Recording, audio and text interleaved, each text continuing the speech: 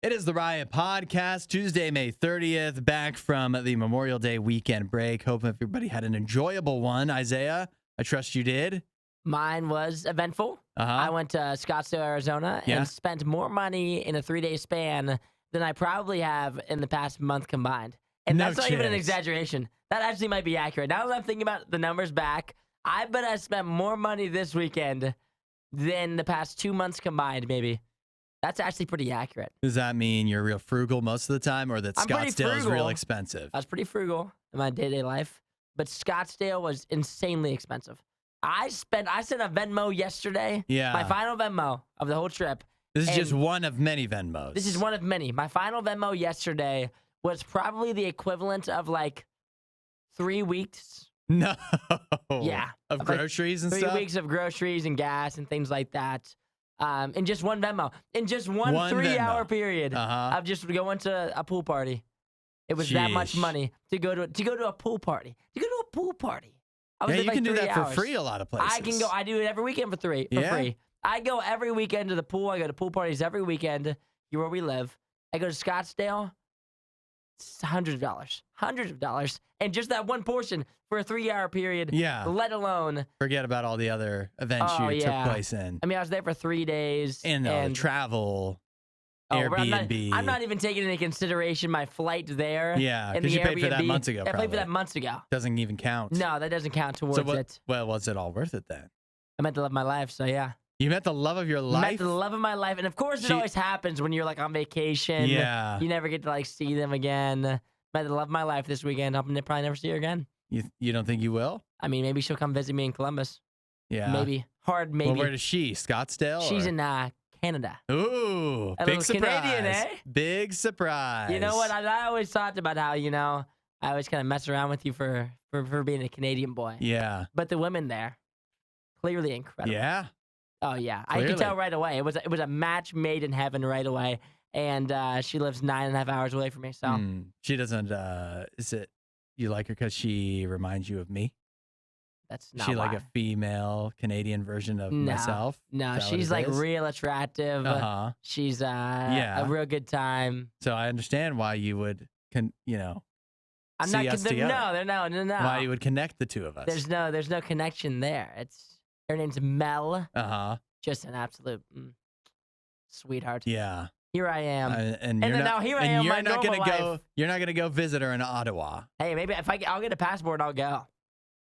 That's only tomorrow, and I'll just maybe I should just move.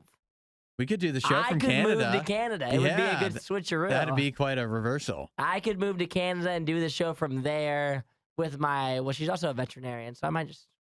You said veterinarian. She's a veterinarian. Not vegetarian. No. Okay, good. She's a veterinarian, so maybe I just retire. Yeah, I mean maybe. I'll just DoorDash. I'll just move to Canada and I'll just DoorDash. What do you think the odds are that the feelings are mutual, though? What do you think? You think she's telling the people today, I met the love of my life. No he lives in Ohio? No chance. I got to go visit him? No, there's no way. At least I hope he comes visits me. I don't know. Probably not. Yeah. But for There's me. There's a cold splash of water to the face. Yeah, thanks for that, Hudson. I was having a good morning today, too, on this wonderful Tuesday. Then you're like, yeah, I don't think she felt the same way. Yeah. No, it was. Chances aren't. Oh no, it was a match made in heaven. She could tell too. It was obvious. Yeah, I mean, chemistry. We clicked right away. I found her on the dance floor dancing by herself. Myself also doing the exact same thing. Oddly enough, I knew she was the girl for me right then. And it's a 10-hour drive. So. And she was like, "Oh, a big American boy." Yeah. So I don't know how I'm gonna continue on one of my days. That was the biggest slap in the face yesterday when I got home and was laying and rotting on the couch. Yeah. It's now I have to go back to my normal life. Yeah. I got to go to work tomorrow. And you're not going to meet the love of your life here on the show. Nope. Unfortunately. No, I've already it's not happening. met the one person that's in this room, and it's not him. No, it's not. I'm taken. So that's my normal life now. Speaking of rotting, we do talk about bed rotting and finding out what that is on the show today. Also, I want to get you ready for tomorrow. If you want to text in or comment, 877-2-RADIO-U. Tomorrow is Would You Rather Wednesday on the show. The question is, would you rather be hated online but loved by the people who know you in person, or the opposite? You're loved online, but people who know you hate you. Oh, man, that's so tough. Yeah, so start thinking. And if you want to text or comment, go right ahead with your answer.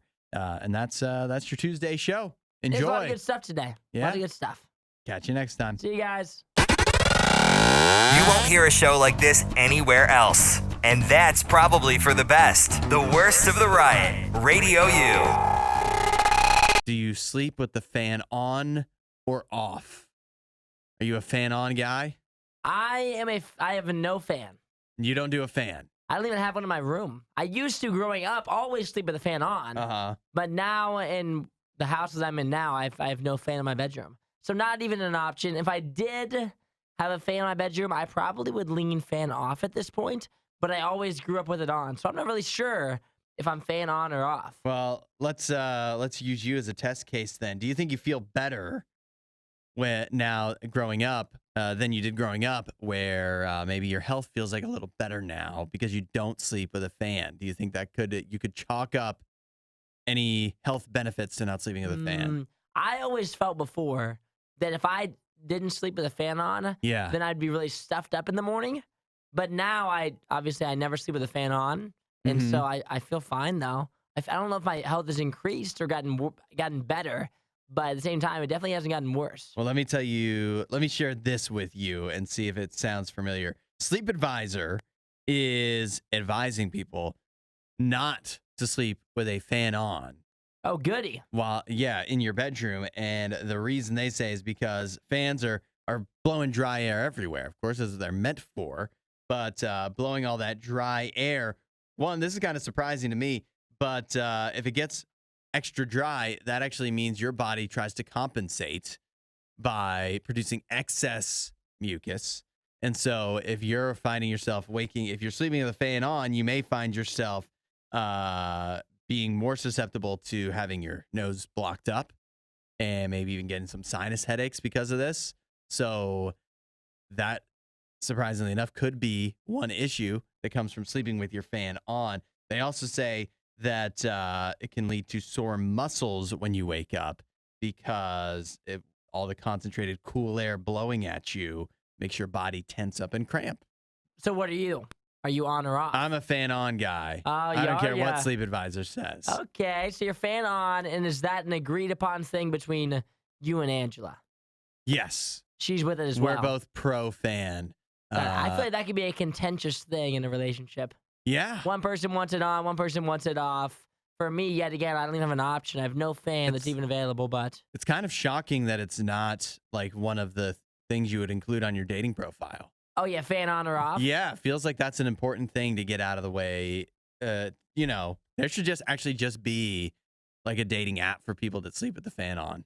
Oh, you think so? Actually, no, people that sleep with it off because they're the weird ones. With it off? They need their niche dating website, not me. See, I feel like when growing up yet again, it was always on. And so now that I don't even have it as not, if I wanted a fan, I'd have to go buy one and set it up in my room because I have no ceiling fan in my bedroom. Okay. And so I feel like if it would be weirder to be running it on all the time. Does everybody have a fan in their bedroom? I feel is that even an option? I think a lot of people do. Have ceiling fans? I don't know about the ceiling fan. Oh, you're talking about a stand-up? I feel that's even weirder. Why? You have you don't have a stand-up, do you? Yeah, I do. I have a stand-up fan. So you went and bought that and put it in your bedroom? Yeah. That is crazy to me. Multiple. No, you don't. Uh-huh. You have more than one? More than one For fan. What? Why would you need more than one? To keep you cool. Do you ever run the AC, or are you just like hot dogging in there with just warm air? We're getting to the point where I have to start making that difficult call, but up until now, with the fans, not necessary. The AC at night. Yeah, you open up the windows, you turn the fan on full blast. You want to talk about making me sick. If I sleep with the windows open, that's not even an option. That is just asking to wake up sick. Like you have the windows to the outside open. That's crazy. That's my favorite way to sleep. No way. We're going to get to the point of the year where it gets too humid for that to be an option. Yeah. But I like hearing the outside world sounds in the background of the fan blasting loud noise at me. Oh, no. Yeah. If I have the windows open, it's a guarantee to get sick. I used to spend the night at my friend's house every now and then, and he was always a window open sleeper. Yeah. Talk about waking up in the morning and just feeling terrible. I hated it. I can't. That's the one thing. I'm cool fan on or off. You want to flip that on. The window being open, that is sickness. I would never be able to show up for work. I'd be sick every day. Well, I guess you don't have to sleep over at my house. If you need I a place, guess not. You He's need like- a place to crash. It's not with me. You're clearly not. I wouldn't be able to, I would literally wouldn't be able to go to work. It'd be terrible. Add a little riot to your Instagram feed. Follow @RadioU Official. The Riot. Radio U. I've got a new trend here for you. It's supposed to help you take care of yourself. You ready for some self-care? Oh, I love some self-care. All right, you want to get your mental and physical well-being back on track. Here's what you do. You start bed rotting. You ever heard of this? Sounds like what I was doing over the weekend. I think it actually does. Bed rotting is where you literally take a day and you spend the majority of it in your bed rotting away. Now, that doesn't mean you have to be sleeping the whole time. You could binge some Netflix. You could do like kind of almost like a spa day where you do a face mask and whatever and you meditate maybe there. Or you could just stare at the ceiling, just kind of waste away. It's up to you what you do in there, but it's all about just taking a lazy day, staying in your bed the whole time, and making sure that nothing pulls you away from that. That was me yesterday. Yeah? How do you The whole feel? day. You think it helped your mental and physical well-being? I bet I feel better today because I did that, I think. Maybe. I don't feel great today, but I feel a little better. But you might feel worse if you didn't bed rot That's what I'm yesterday. thinking. I'm thinking if I would have done stuff yesterday, I would have been really tired today. Yeah. It's important to take a day to, every once in a while, I think, to do this and to just make sure you don't exhaust yourself. I always think I would like to do it. I have done it in various similar circumstances to what you did yesterday, where it's like a gap day after you take a big trip or something. Yeah. I remember like going to music festivals, and then you need a day to recover from the music festival where you just spent time in bed. What do you think of the longest time you ever spent in bed? Like fairly uninterrupted was. Like the longest time I've laid in a bed consecutively? Yeah. Well, I mean, get up to go to the bathroom, hopefully. You're not doing that in the bed. But. I don't know if I have a certain day where I just didn't leave my bed all day. Yesterday was one of the laziest days that I've had in a long time, where I just didn't leave the house. I was at home all day. I went and got McDonald's midday. That's how you know I was down bad. All that I ate was McDonald's. And I laid in bed all day, laid on the couch all day, didn't really do anything except for lay around. Yeah. Yesterday was probably the laziest day I've had yet this year. You went full bed rot yesterday. Had to. I mean, I had no choice. I didn't have the energy to do anything else. Yeah. They say that you for bed rotting, it has to come with no guilt. You can't feel bad about being there because the whole point is to make you have better mental health. So you can't feel guilty and bad about lying in bed. And two, you can't this is a tough one. You can't just have Sunday be bed rot day because Sunday comes with what? Sunday scaries. Once again, detracting from the benefits of you just lying there. Talk about the Sunday scaries. I mean, last night it was the Monday scaries, obviously, but there's nothing worse than coming back from a trip and then having to go to work. Like, it's got to be one of the lowest. Like, yesterday, I had such a great weekend in Scottsdale. I had a fantastic time. It was so much fun living this life that just isn't mine. And then coming back here, and yesterday laying around all day, and then as you're getting ready for bed, you do that thing where, you're supposed to go to bed, but if you go to bed right now, that means that today or tomorrow, and then when you wake up, it comes quicker. Yeah. And so then you lay there, you're like, how long can I stretch out tonight so that I don't have to go to work tomorrow? I've moved past. I don't even have the Sunday scaries anymore. I now get this weekend I got the Saturday scaries. Ooh. Because on Saturday afternoon, I was like, well, now I only have a regular length weekend from here till I have to work again. Oh, goodness. So sometimes on Friday, I'm like, oh man, I only got 2 days left until I have to work again.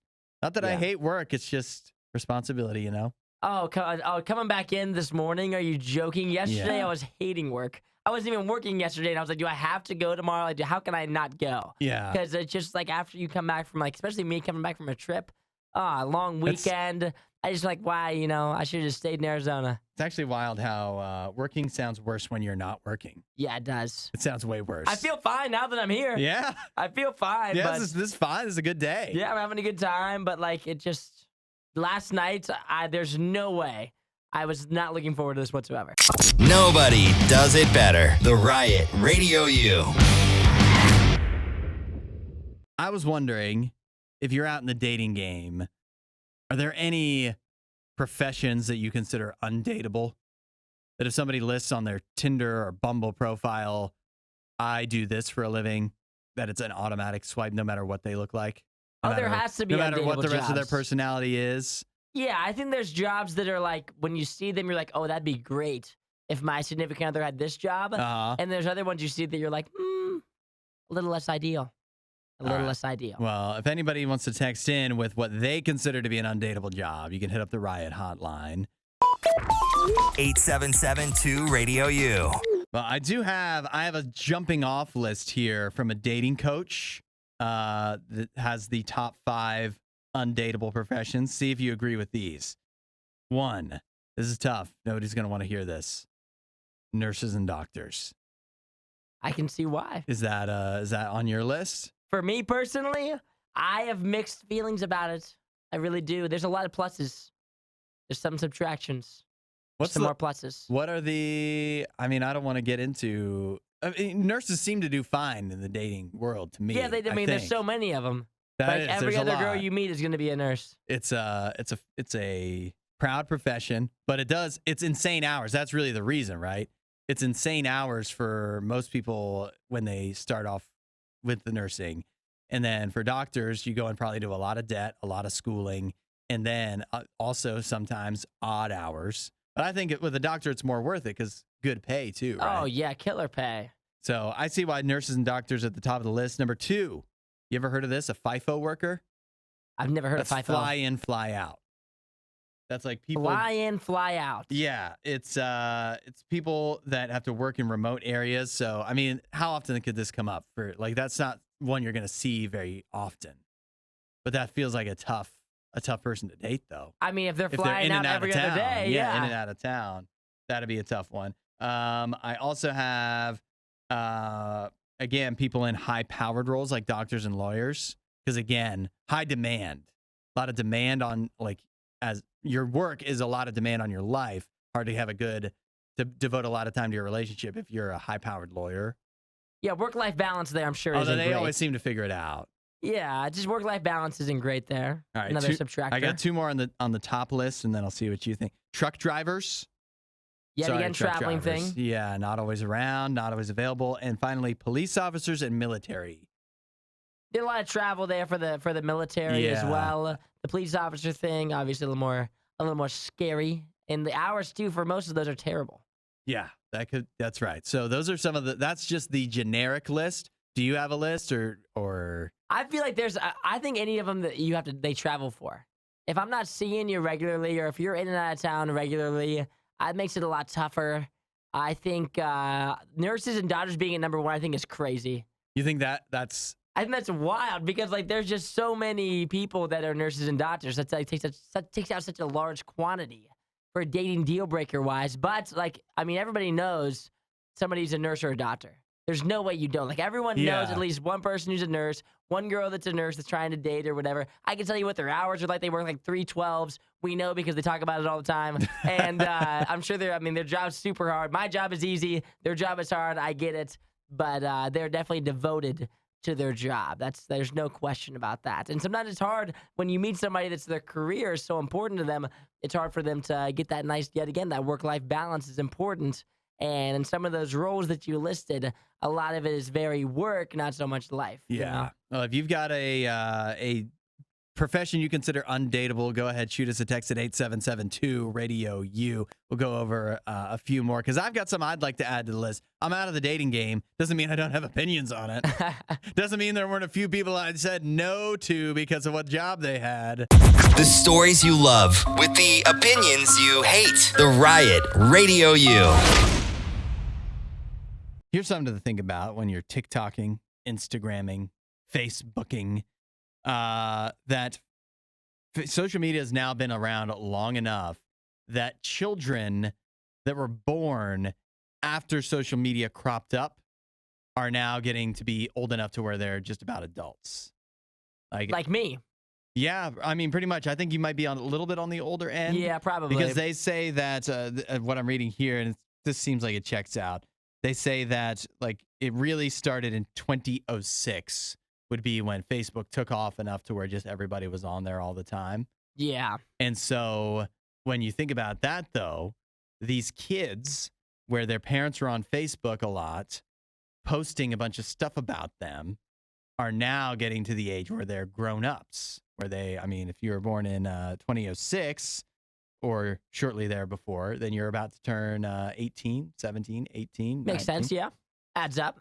And so what some people are finding is, as kids become adults, these kids that had so much of their lives posted before they were old enough to post about it, they're finding that that they didn't appreciate their parents posting about them so much. Like an example here is we've got like a couple of kids opening Christmas presents. They open the presents. They're real young. Open the Christmas presents. Inside the Christmas present is suitcases. They weren't excited about that. So they start throwing a temper tantrum. Big babies, yep. But the parents are trying to explain, no, this is this suitcase. It's for Disneyland. We're going to Disney World. But the kid's too young and had already flown into a temper tantrum being upset about that. And so how would you feel now? You're grown up and that was posted about you when you're a child. And that's kind of things like that go viral. It follows you your entire life. People say comments like, this is a great ad for birth control about you as a child. And then that's you for a long time in your life. Yeah, I would say another big thing for all the kids that grew up with their parents on like social media and whatnot. Yeah, there's a lot more photos of you. That's another thing they should be real grateful for. For grateful? Me, yeah, grateful. There's way more pictures of you. I have no pictures. You think that's good? Yes. What if they're embarrassing? Well, I would rather have them. I would rather have photos of me. I have no photos of myself between the age of like 1 year old and probably like 14. I think the first pictures I have, like of any of the years where I was in elementary school, no pictures of myself then. My parents weren't on Facebook or anything like that, so there's no photos of me. And so the first pictures that I have are from like my Instagram from like 8th grade. Anything from like first grade, I'd say anything from the age of like 2 to the age of like 13, I have no photos of myself. But like you think about now, parents now have like, there's a picture like every day. You think your mom, if you were born now, you think your mom would take a bunch of pictures of you and post them on Facebook? I mean, have you been on Facebook, Hudson? There's a picture every single day of people's kids. They post like, oh, it's Johnny's 273 days of life, 343 days of life, 396 days of life. Like they're posting a picture every single day on Facebook. It's the first time he caught a fish. It's the first time he colored a book. Like there's a picture for every single moment now. Back when I was a kid, there was not a single photo that I have for anything. Like they did have cameras when you were a child. Yeah, but where are all those photos at? They're in like a scrapbook in my parents' basement. That's where they belong. In a box. They're for you and your family. They shouldn't be online. I would like to have them in my camera roll. That's where I'd like them to be. I'd like to have them in my camera roll. There's a company that would digitize that. Yeah, but they're in a big box. They're probably all crumpled up now at some point somewhere in the basement where I'll never see it. Discolored. Yeah, I think kids now should be real grateful. They're going to have tons of pictures of themselves as children. I think it's great for kids to have a bunch of pictures of themselves. Yeah. Being cute.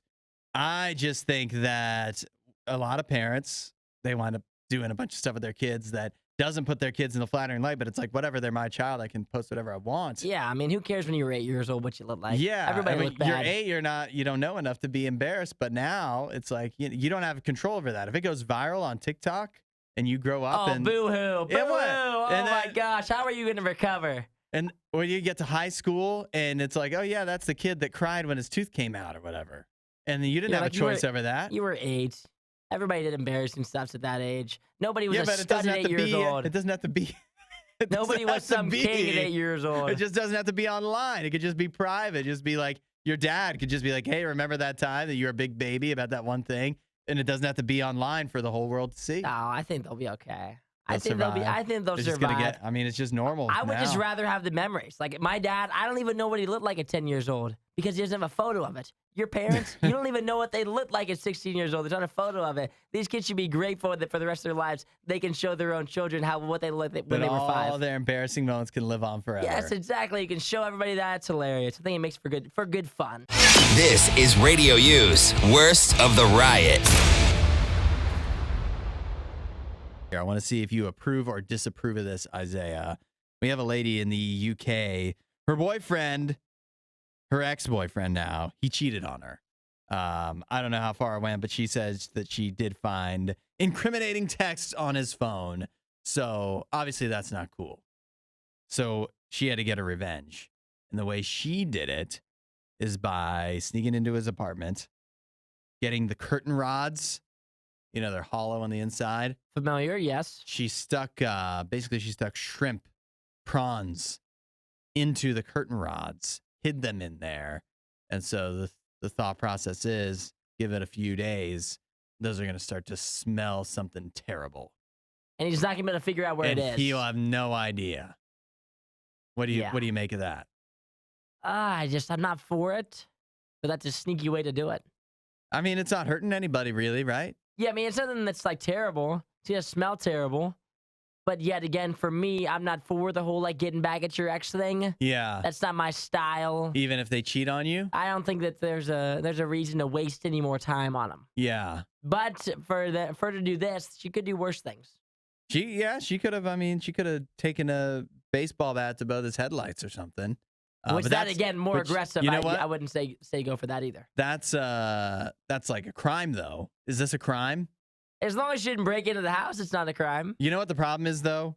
Here's the problem with her dastardly plan. Because actually, I don't know if I know. I wouldn't do something like this because I'm not this. I'm like you. I just, and a relationship ends bad, you move on. You don't give them any satisfaction of knowing that it's still on your mind or whatever. So I wouldn't do this. But if I was to do this, I don't think it's a horrible idea. It's kind of a, nobody gets really too hurt, but it does drive them crazy, cause them a lot of issues. The problem is she's had somebody film her do it. And now it's on video of where she hid them. And now this story is everywhere. It's been viewed millions of times on TikTok. It's in the news. So this guy's going to figure it out. And so there goes all of the fun. Like, he's going to find out that the prawns are in there in just a day or two. It can't take that long for it to get back there, especially because, like, it's her name. So people are going to be like, hey, Joe, did you see your ex? She hid, I saw that she hid shrimp in your curtain rods. You might want to check that out. You might want to look into that. Yeah. Yeah, I think it does. Another thing that it does, too, is when you do stuff like this after that they cheat on you or whatever it is, whatever the reason is when you break up, it just makes you look worse, If you just, like, move on, don't talk to him anymore, then the other person in the relationship is like, man, I really messed up because this was such a sweet girl, whatever. I did her so dirty. But when you do stuff like this, then it just, like, creates hatred. You look bad. I don't know. It just doesn't look good to me. I know he cheated on her, and that was wrong, and he was the initial wrongdoer. But I think it's just better to just go. Yeah. You don't want to waste any more time. So you don't want to hear some other ways that people have gotten No, I want to hear revenge? more of them. I mean, yet again, for me, like, I'm going to do what I do. You guys, I enjoy when people do silly things like this because I love to see the craziness. Like, it doesn't affect my life, but I love to watch disaster unfold from just far enough away. So this one's crazy. Vicky says that she took the back off of her ex's TV and put fish sticks in it. Wait, you did what now? That's like, what do you get the back off the TV? She unscrewed the back. Yeah, what do you? That's intense. And she put fish sticks in it. How do you not get caught doing this stuff? What about this one? This is bad. This is Maggie who says, I brushed the toilet with his toothbrush and uses loofah around the bottom of the toilet. See, that's like in Horrible Bosses. I feel that's pretty typical. The whole toothbrush in the toilet thing. But does that one, I don't know if you get as much enjoyment because, like, if they knew, obviously they just throw out the toothbrush, but also if they knew, like, then that would be the enjoyment of them knowing that they brushed their teeth with the toilet toothbrush. But they don't know. So where's the satisfaction in that? I mean, they'll use it. And then, this is a good one. I dumped a little bit of the oil from the minced garlic jar into each of his shoes. Oh, gosh. Yeah. You're going to catch on to that one pretty quick. Yeah, it's going to be, it's in the shoe, it's a pretty easy one to mark down. Yeah. Yeah, for me, yet again, move on. But I like when you guys do things like this because it makes me happy. The stories are good stories. Yeah, it makes me happy. I mean, for them, obviously it's terrible. But at the same time, sometimes they deserve it. Well, cheaters never seem to learn, even with garlic in their shoes and prawns in their curtain rods. Yeah, the bad smelling stuff, it's just terrible. Yeah, maybe it'll teach them a lesson. Wasn't that a great Riot clip? While you're here, you should watch more of our videos and subscribe so you don't miss what we do next.